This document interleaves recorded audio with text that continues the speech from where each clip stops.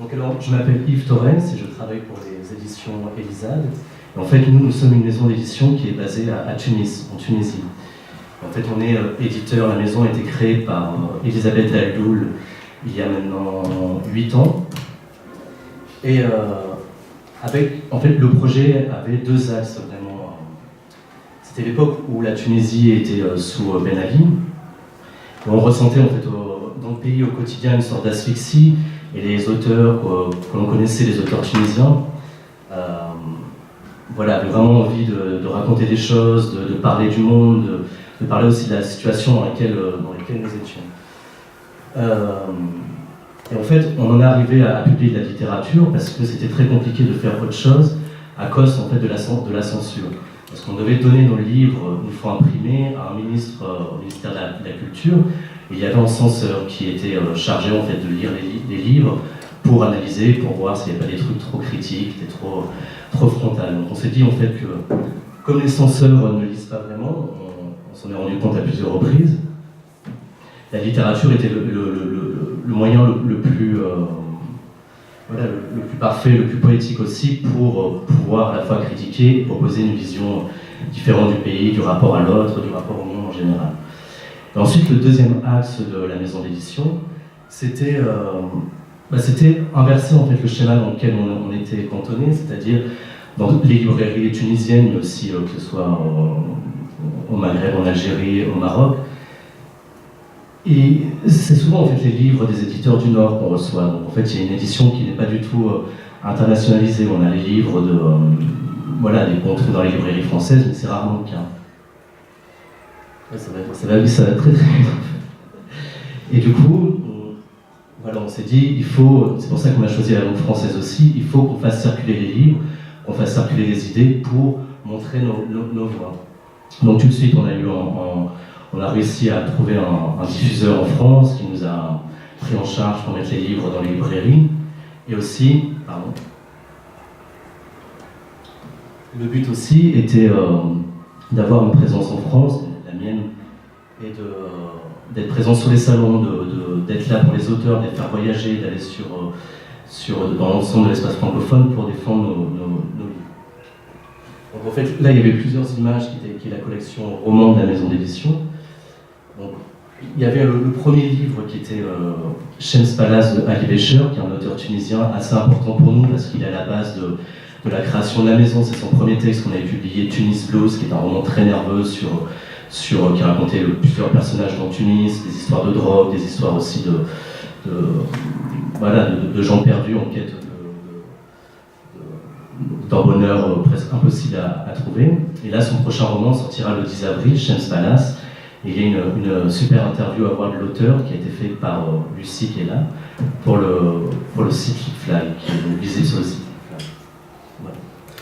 Donc on a aussi participé on essaie aussi de trouver des nouveaux auteurs, de faire entendre des voix un peu plus jeunes, comme Yamen Manaï, qui est lui un auteur qui a une trentaine d'années. Et ce qui est intéressant chez lui, c'est que c'est une écriture, c'est surtout des thématiques très différentes des thématiques habituelles de la littérature du Maghreb. On n'est pas dans l'exil, on est dans quelque chose de beaucoup plus... presque une ambiance qui fait penser à des grands romans de l'Amérique du Sud, avec une histoire de Rome, de dictature, c'est très intéressant. Et on a fait rentrer au fil des années plusieurs auteurs, toujours dans notre volonté de faire dialoguer les peuples, de faire une vision sur l'autre, un regard sur l'autre en général. On a des auteurs libyens, Kamel Banameda, qui est un auteur francophone, des auteurs mauritaniens comme Bérouk, le Venir, qui est lui un des premiers à avoir fondé le premier qui a fondé un journal indépendant en Mauritanie, qui maintenant travaille pour la presse en Mauritanie, et qui est publié chez d'autres éditeurs et qui nous avait donné son dernier roman. Donc ça c'est la partie vraiment purement roman, c'est que des nouveautés, et on a aussi une collection de textes collectifs. Je crois que c'est la prochaine image. Donc, toujours les romans, avec Cécile Omani qui est une auteure française. Et on a aussi une collection de livres collectifs, où là c'était 50 auteurs et dessinateurs qui nous ont livré un texte. C'est un livre qui a été fait en collaboration avec le théâtre Tarmac à Paris. Et chacun, en fait, c'est assez intéressant sur la vision des printemps arabes, puisque chacun nous a laissé un texte très court, un texte de réaction sur leur vision de ce qui s'est passé dans les différents pays du monde arabe. Et par rapport à une approche journalistique, voilà, ça c'est peut-être une trace qui est plus... voilà, c'est vraiment des textes de réaction, avec aussi des auteurs on a des auteurs algériens, Moulem Sansal, il y a des auteurs... on a des gens comme Ananda Devi, des gens comme... donc un peu de tous les pays du monde, et avec des auteurs, avec des dessinateurs et des artistes d'art contemporain tunisiens qui nous ont livré, qui nous ont donné des dessins. Donc là, c'est le radeau de la Méduse version tunisienne.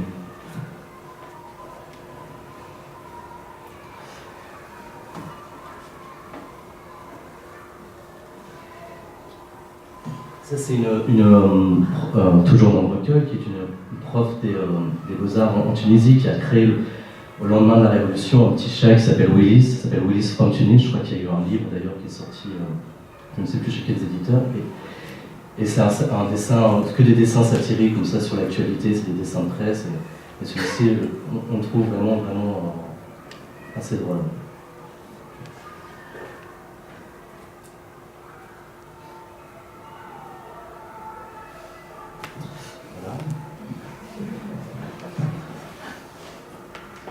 Et donc ensuite, toujours dans la même collection, Le Pays Natal de Leila Sebar. Et Leila Sebar, je pense que vous devez connaître, qui est pour nous une sorte de compagnon de route de la maison d'édition.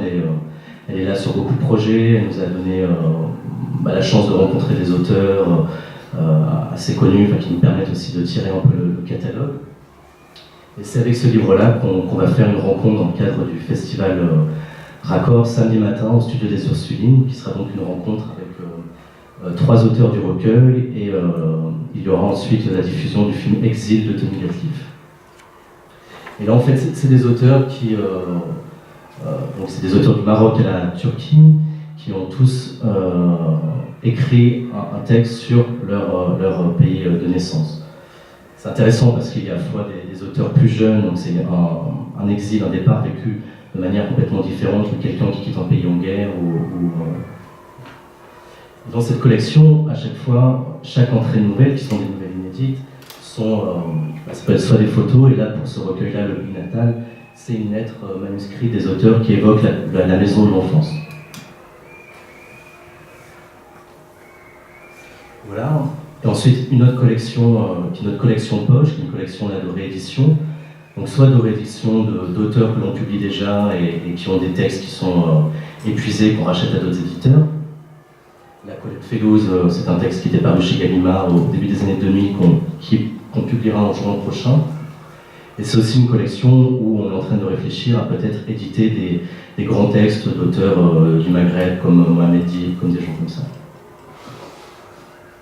Et c'est une collection qui nous a permis, par son prix, par aussi son graphisme, tous les graphismes sont en forme de mosaïque, d'aller à la rencontre des libraires, parce que comme vous le savez, c'est très dur pour un petit éditeur d'avoir accès aux libraires, et quand on arrive avec des livres pas très chers, qui prennent pas beaucoup de place sur les rayons et sur les tables, ils aiment bien ça, donc c'était parfait.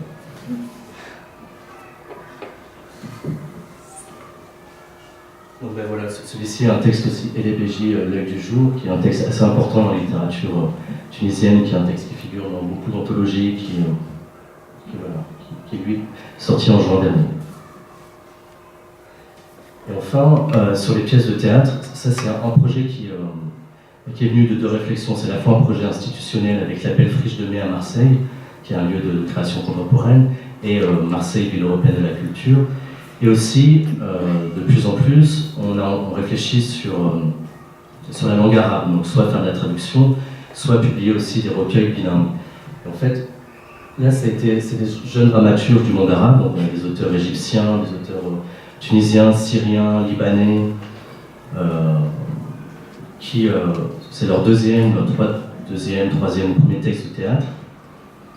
Et c'est des arabophones, et il y a eu une traduction du texte que l'on a publié. Et en fait, c'est une partie en français et l'autre partie en arabe. Et ces pièces ont été jouées en décembre à Marseille et sont en ce moment jouées un peu partout. Je sais qu'il y en a eu en Belgique, il va y en avoir au Maroc aussi, je crois. Et voilà. Donc ça c'est une nouvelle collection, on ne sait pas trop si on va la poursuivre sur le théâtre, mais en tout cas toutes ces réflexions sur la langue arabe nous paraissent aujourd'hui vraiment importantes aussi pour nous.